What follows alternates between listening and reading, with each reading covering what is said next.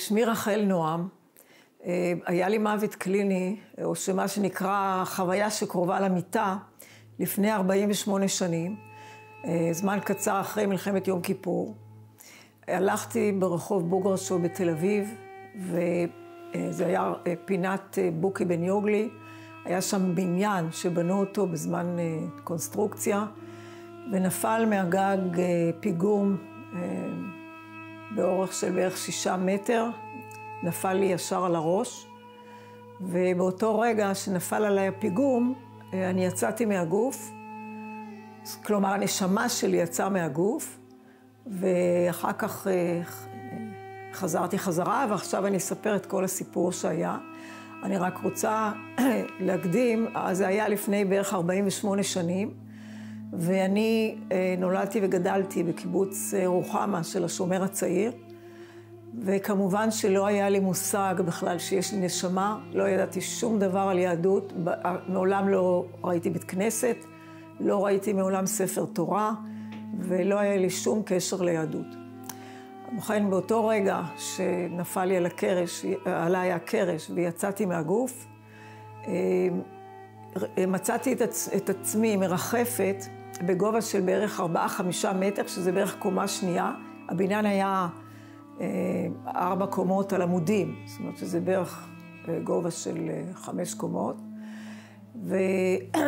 ואני מרחפת בערך בגובה של קומה שנייה, אני רואה את הגוף שלי, אני רואה את הרחוב, את כל האנשים, והסיטואציה הזאת הייתה מאוד מאוד מוזרה, כי לא ידעתי בכלל שיש לי נשמה, בטח שלא עלה בדעתי שאני יכולה לראות ואני לא בגוף. אני זיהיתי את עצמי עם הגוף לחלוטין, אבל ככה אני מרחפת ויש לי הרבה מאוד מחשבות.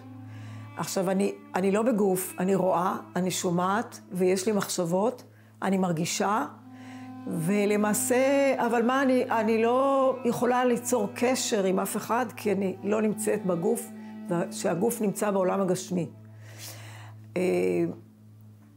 הרבה אנשים היו ברחוב באותה שעה, זו הייתה שעת בוקר מאוחרת, ונשים מאוד נבהלו והתחילו צעקות, ואני רוצה להגיד להם שאני מרגישה טוב, ואני יותר מרגישה טוב, אני מרגישה נהדר.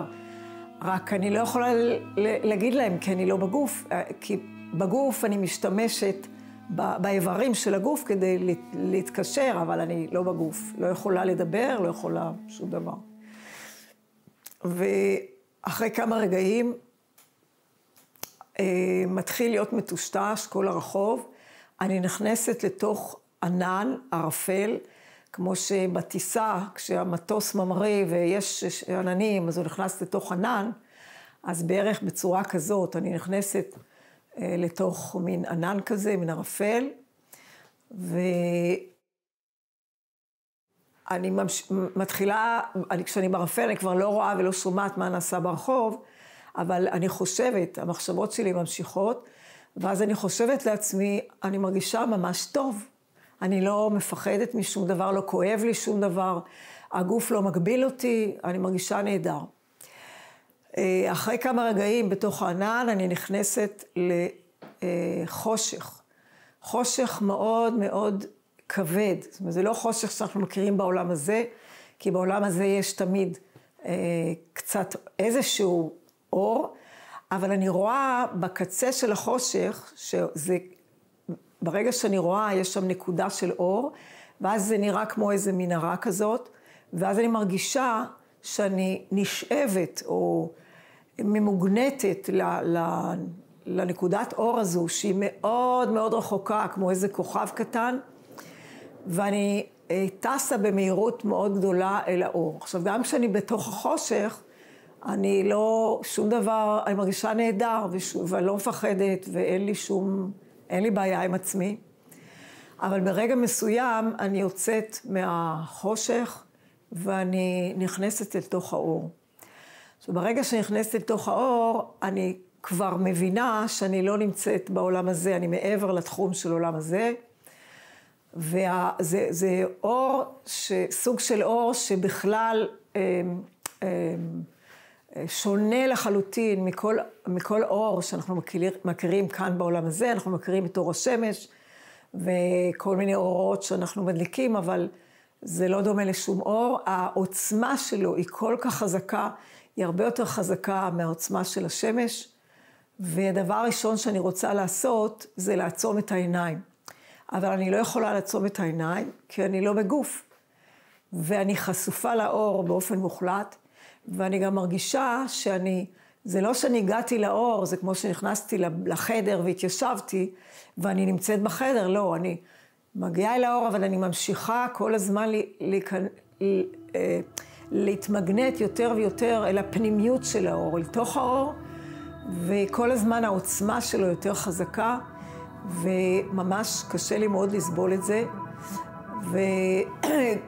ואין לי עיניים ואני לא יכולה לעצום אותם, ואני לא יכולה להסתתר מהאור, ואני מבינה, אני מרגישה שזה לא רק אור, זה המכלול של כל דבר טוב שאנחנו מכירים בעולם הזה. יש ביטוי שהעולם העליון נקרא עולם שכולו טוב, אז כל דבר טוב שאנחנו מכירים בעולם הזה, כלול בתוך האור הזה. החל מאינטליגנציה אינסופית, אהבה אינסופית, רחמים אינסופיים, הכל, גבורה אינסופית, הכל כלול בתוך האור הזה. וברגע שאני מרגישה שאני כבר מתמזגת לאור וקשה לי ולא יכולה יותר לסבול את זה, האור מתחיל לתקשר איתי. עכשיו הוא מתקשר איתי בחסידות, זה נקרא ראייה של למעלה מהשגה. אבל במונח שאולי יותר אנשים מכירים אותו, זה נקרא טלפתיה. זה משהו שאנחנו יותר מתחברים אליו. זאת אומרת, צורה של העברת מחשבות. כלומר, ואני מבינה שהאור יודע עליי הכל. הוא מכיר אותי ואת החיים שלי וכל מה שעשיתי. ודבר הראשון שהאור עושה כשהוא מתחיל להתקשר אליי, הוא מראה לי את כל החיים שלי. כשאני מתחילה לראות את החיים שלי, אז אני כבר לא סובלת מהעוצמה של האור. אני פשוט רואה, זה כמו סרט תלת-ממדי, כמו שיש היום באיימקס, ואני רואה את כל החיים שלי, מהרגע שנולדתי עד לרגע שנפלתי ברחוב. עכשיו, הסיפור הזה היה כשהייתי בת 22, זאת אומרת, וזה היה לפני 48 שנים, זה לפני הרבה מאוד שנים, ואני הייתי מאוד צעירה, ולא היה לי שום מושג, לא על יהדות ולא על קבלה ולא שום דבר. אז אני רואה את כל החיים שלי, מהיום שנולדתי עד לאותו היום שנפלתי ברחוב, 22 שנה, אני רואה הכל, וזה עובר, זה הכל בתלת מימד. האור אין לו שום ביקורת, אין לו שום דבר להגיד על החיים שלי. הוא פשוט צופה יחד איתי, הוא לא אומר לי שום דבר אם עשיתי טוב או לא טוב, רק מה אני מרגישה, תוך כדי שאני רואה את החיים שלי, אני מרגישה תחושה מאוד גדולה של החמצה.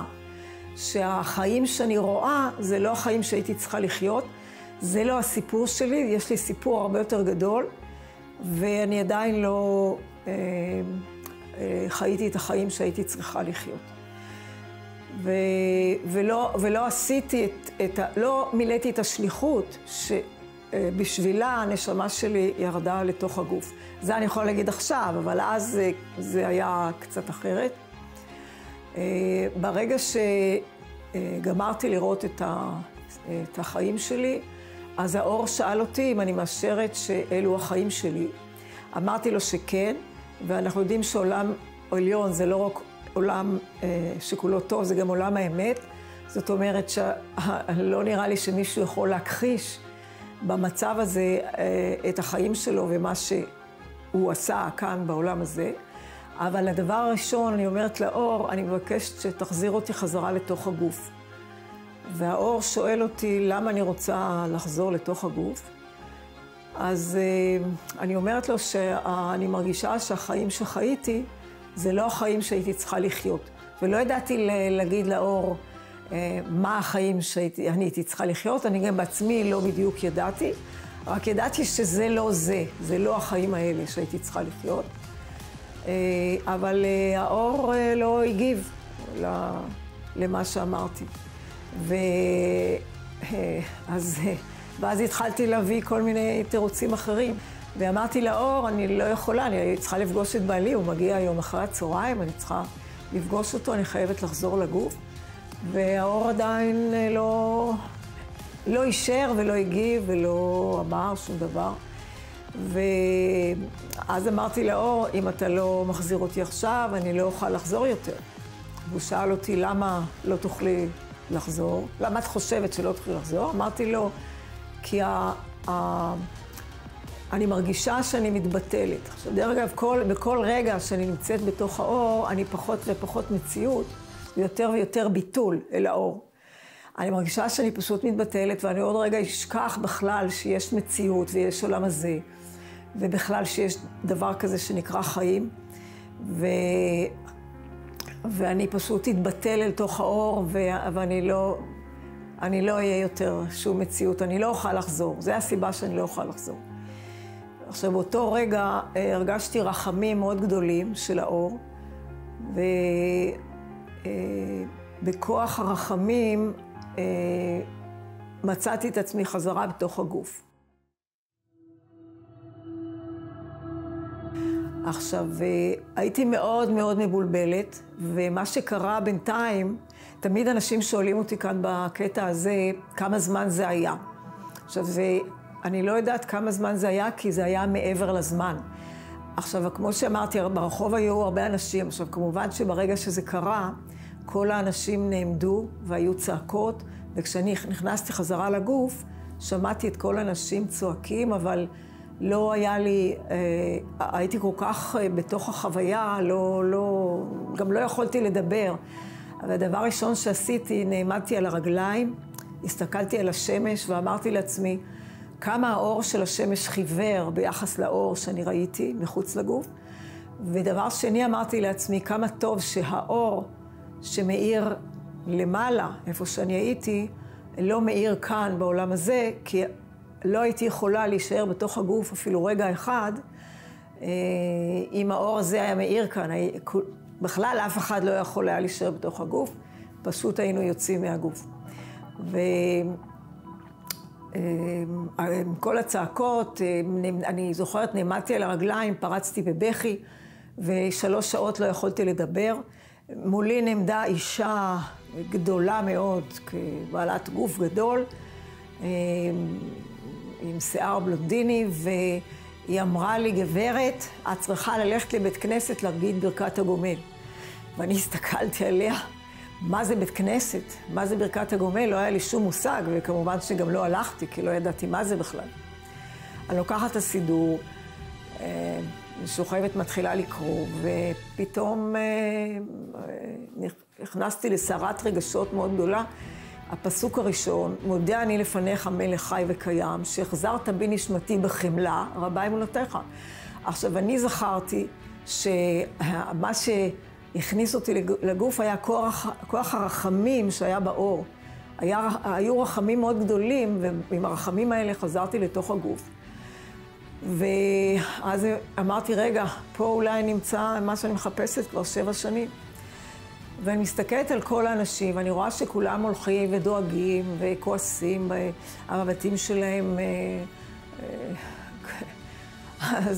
ואני חושבת לעצמי, למה כל האנשים לא יודעים שיש אור ששומר עלינו, והוא מנהל את העולם, ובכלל אין לנו מה לדאוג, כי הכל ממנו, הוא איתנו כל הזמן.